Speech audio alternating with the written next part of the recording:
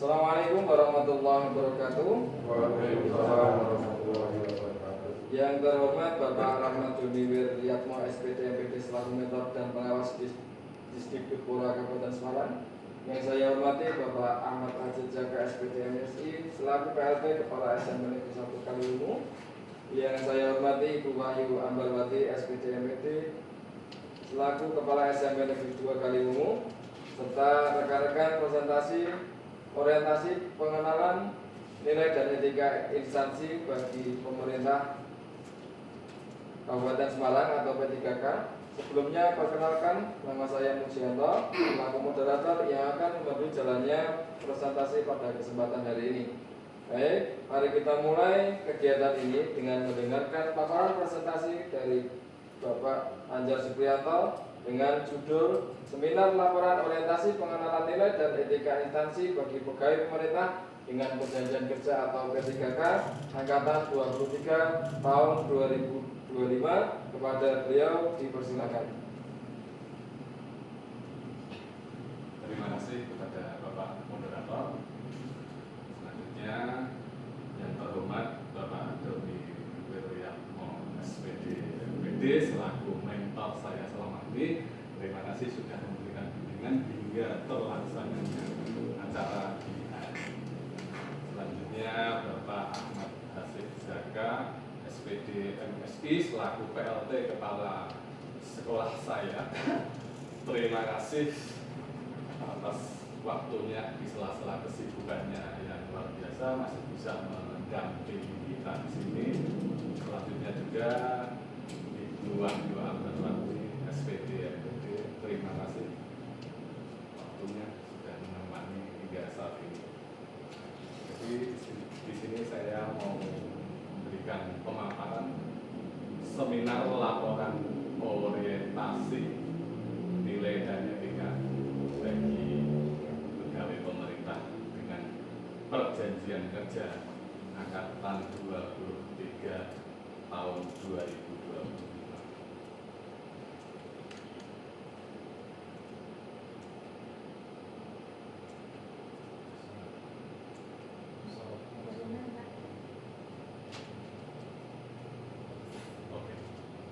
Oke, di sini saya mau sedikit perkenalan.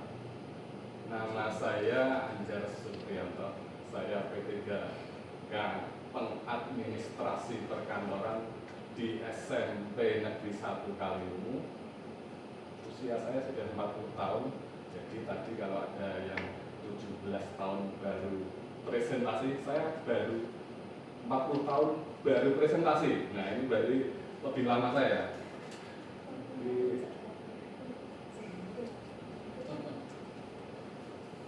Jadi selanjutnya adalah tujuan dari orientasi pengenalan nilai dan etika. Jadi tujuannya adalah memberikan pengenalan nilai-nilai, tugas dan fungsi ASN, serta penyediaan informasi mengenai aparatur sipil negara, serta pembekalan kepada pegawai pemerintah dengan perjanjian kerja yang baru diangkat. Banyak pada yang baru dianggap. Tujuan orientasi pengenalan nilai dan etika selanjutnya adalah peserta diharapkan mampu memahami maksud dan tujuan orientasi pengenalan nilai dan etika instansi bagi P3K, sehingga peserta orientasi mampu menyusun laporan orientasi P3K yang menitik beratkan pada penyusunan RHK, rencana hasil kerja. Karena terus terang kalau baru itu kan belum bisa menyusun RHK, Pak. Jadi dengan kegiatan seperti ini kita bisa melaksanakan penyusunan RHK yang dimaksudkan sebagai bahan bagi penyusunan sasaran kinerja pegawai atau SKP bagi peserta di tempat kerjanya masing-masing, dan menjadi media penerapan nilai-nilai dasar ASN yang bermakna.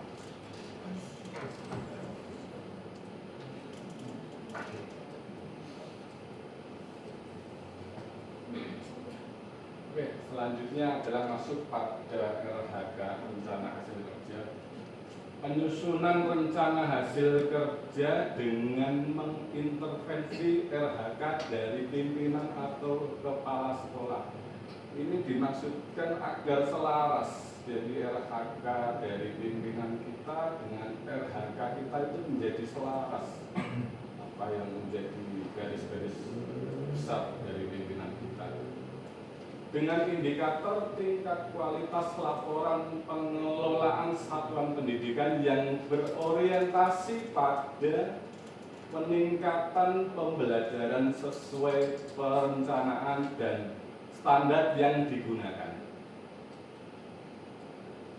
Selanjutnya adalah rencana hasil kerja ini tersusunnya laporan sarana dan prasarana. Jadi saya mengambil poin pada sarana dan prasarana sekolah yang lengkap dan akurat sesuai ketentuan, dengan mengambil salah satu aspek yang dinilai adalah aspek kuantitas. Indikator kinerja individu adalah tingkat ketepatan dan kelengkapan laporan sarpras. Tingkat kinerja adalah menyusun 2 laporan sarpras per tahun yang valid dan lengkap sesuai format. Kegiatan dan tahapannya adalah mengumpulkan dan mengelola data sarpras, membuat draft laporan sesuai format, melakukan verifikasi dan penyusunan akhir laporan. Output kegiatannya apa? Outputnya adalah dokumen laporan KIP dan KIR. KIP ini adalah kartu inventaris barang dan KIR adalah kartu inventaris ruangan yang tersusun rapi, valid dan sesuai ketentuan. Dapat digunakan sebagai dasar evaluasi sarpras sekolah. Selanjutnya adalah penerapan nilai-nilai berakhlaknya di mana. Jadi saya berorientasi pada pelayanan dengan bersikap ramah, cekatan, solutif dan dapat diandalkan.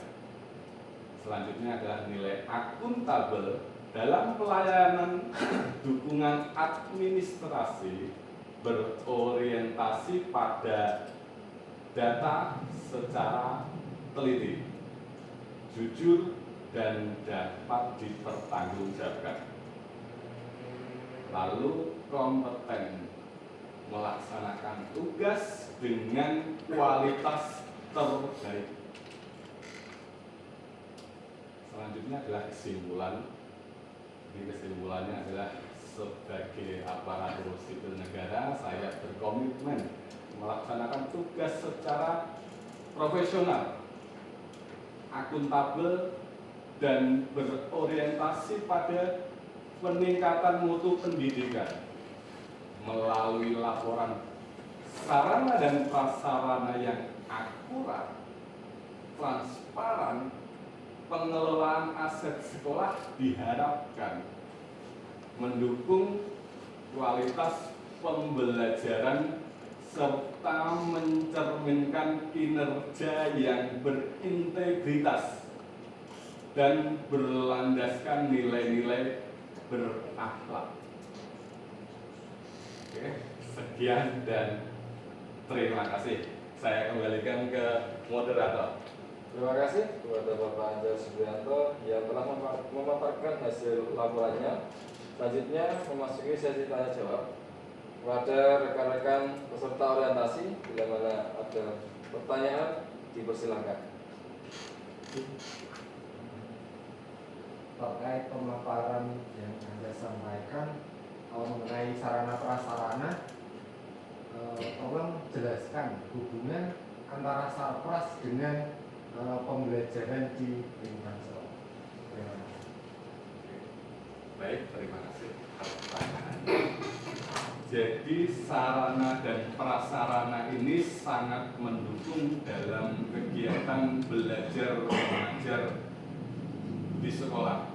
Jadi kalau sarana prasarananya kurang mendukung, otomatis kegiatan belajar mengajarnya kurang efektif dan kurang baik. Misal, saya ambil contoh ruangannya kelas bocor, kursinya rusak, atau papan tulisnya rusak, tentu itu bagian dari sarana prasarana yang akhirnya jika itu tidak dalam kondisi baik, maka proses belajar mengajarnya juga kurang baik. Seperti itu. Terima kasih. Terima kasih. Untuk yang selanjutnya pada Ibu Bayu Amberwati, berkenan untuk memberikan pertanyaan atau masukan. Silakan. Terima kasih Mas.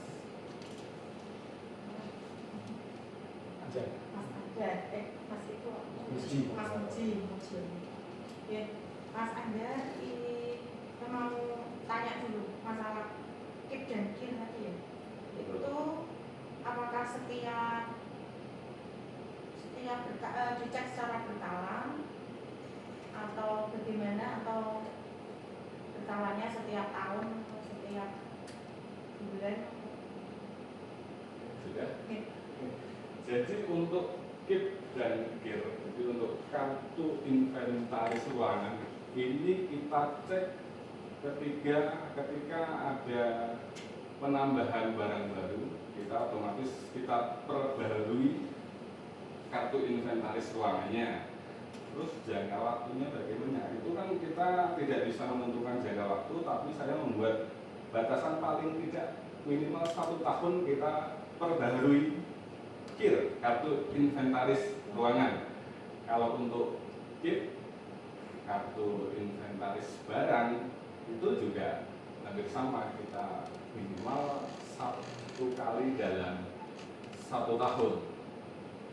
Rasa seperti itu. Terima kasih.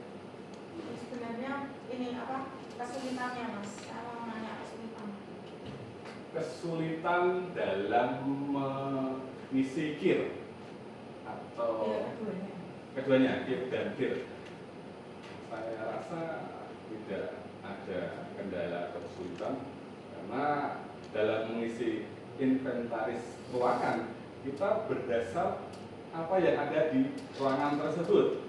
Di samping itu juga berdasar pada inventaris barang. Jadi barangnya ada, ini berada di ruangan mana, seperti itu kurang lebih saya bisa menjelaskan. Terima kasih. Untuk yang selanjutnya kepada Bapak Doni untuk memberikan pertanyaan, saran dan masukan, dipersilakan. Sangat bagus sebetulnya, desain menarik, penampilan enak, untuk tinggal perbaikan. Itu 40 tahun dengan tampil sudah seperti itu. Itu bisa ditampilkan waktu orang tua hadir itu. Jadi masuk orang tinggal besok menguasai materi lagi. Memang rata-rata teman-teman tadi masih on fokusnya di layar, tapi dengan besok bisa lebih belajar lagi, lebih menguasai panggung ini. Terakhir tadi apa yang disampaikan Pak Jenengan, saya berharap menjadi komitmen dalam menjalankan tugas, tetap profesional, yang tadi disampaikan kan profesional, tetap bekerja dengan baik. Matur Mas Anjar, semangat. Terima kasih Bapak. Terima kasih. Kemudian tadi presentasi yang telah disampaikan oleh Bapak Anjar Supriyanto. Di sini saya selaku moderator.